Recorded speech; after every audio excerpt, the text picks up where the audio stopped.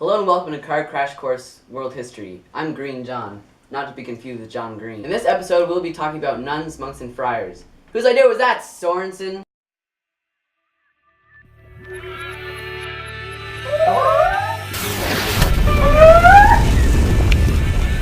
Okay, friars. Stan, not those friars.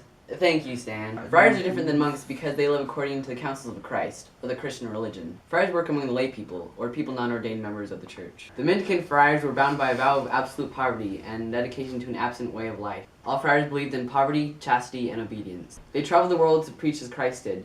They were dependent on the goodwill of their investigators and listeners. Friars were active in community life, teaching, helping, and healing the sick. Their personal motto was not to live for themselves, but to serve others. The Franciscans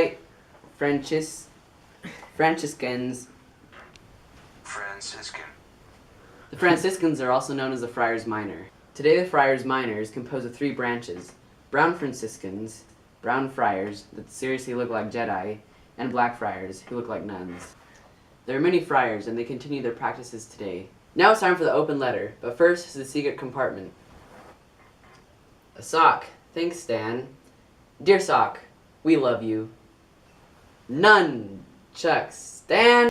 Nuns are women members of a religious order, and just like friars, they're bound by vows of poverty, chastity, and obedience. Like monks, nuns pray many times a day, go to mass, and sing the services in the abbeys. Nuns were not usually as educated as monks were, though sometimes they did learn to read and write. Mostly nuns lived the same way as medieval women. Like monks, nuns can't marry or have children, and they can't own property on their own. The leader of the nuns is called an abbess?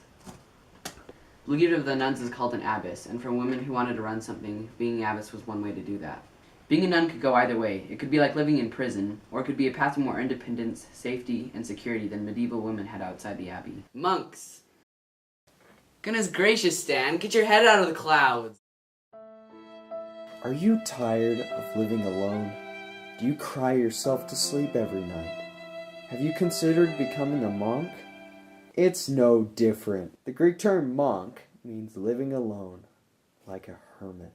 They're literally just Christians that isolate themselves for religious purposes, thinking this will help them spiritually or something. Monks living in isolation also house travelers, nurse the sick, and assist the poor. Monasteries promote learning and preserve the ancient arts, including the works of many Greek and Roman politicians. Every day, monks meditate and pray in their search for enlightenment. Monk communities shape the development of the arts by their support, but also by their creativity and inventiveness. Thank you for watching this episode of Car Crash Course World History. Please like and subscribe.